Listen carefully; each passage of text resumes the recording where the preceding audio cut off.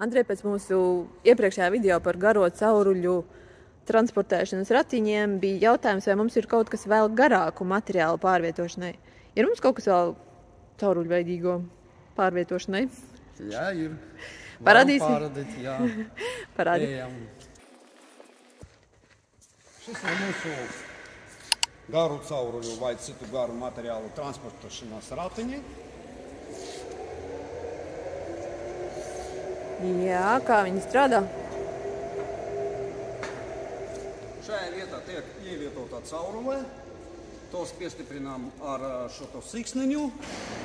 Jā. Un vedam, kur vajag.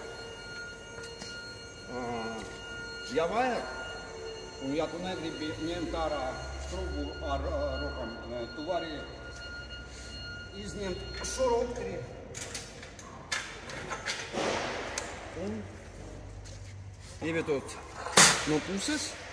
Jā, no sāna. Jā. Un tad? Un apgāzt ratiņus otrādi.